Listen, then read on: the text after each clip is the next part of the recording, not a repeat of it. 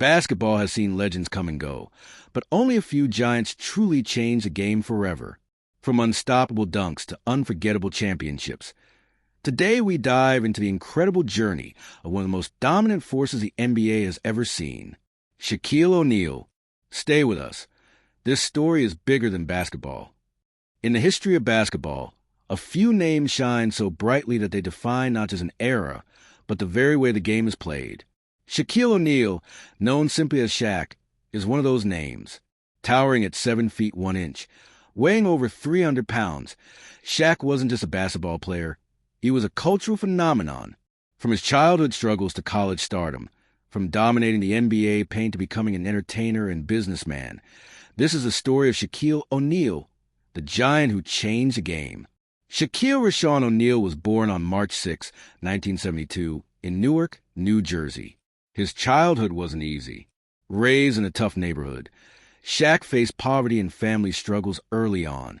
His biological father struggled with addiction and spent time in prison. Shaq's mother, Lucille, carried the responsibility of raising him with strength and resilience. But Shaq's life changed when his stepfather, Philip Harrison, entered the picture. Harrison was a U.S. Army sergeant who instilled discipline, responsibility, and respect in young Shaquille.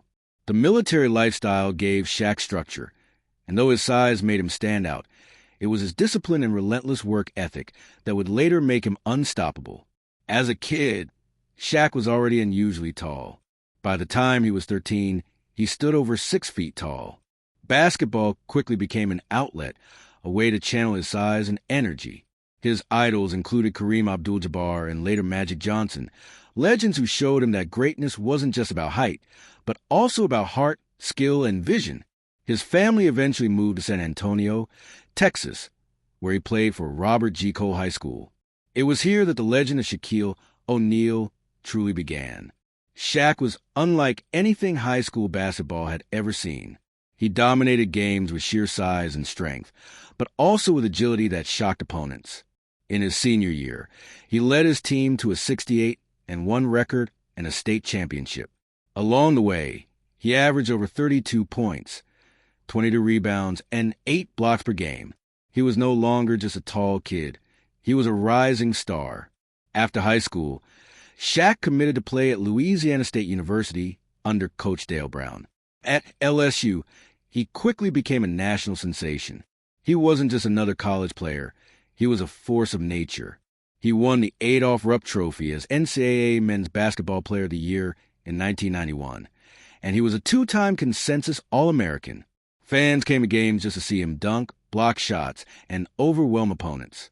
By the time he declared for the NBA draft in 1992, Shaq was one of the most hyped prospects in basketball history. The league was about to change. The 1992 NBA draft was headlined by one name, Shaquille O'Neal.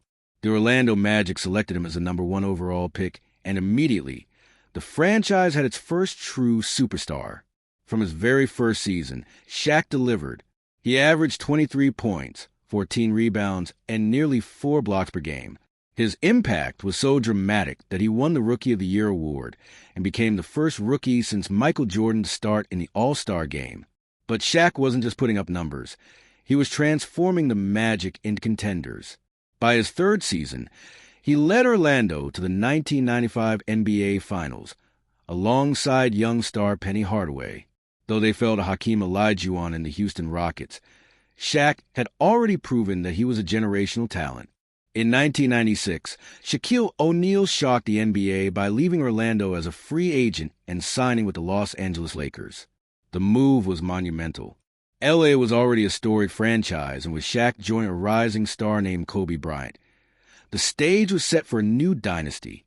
But the road wasn't smooth. The Lakers had talent, but struggled to put it all together. Coaching changes, locker room tension, and playoff disappointments defined the late 90s. Critics questioned whether Shaq could truly lead a team to a championship. Then came the arrival of Coach Phil Jackson in 1999. The man who guided Michael Jordan's Bulls now had Shaq and Kobe. Under Jackson's triangle offense, everything clicked. From 2000 to 2002, Shaq and the Lakers dominated the NBA, winning 3 straight championships. And in those finals, Shaq was unstoppable.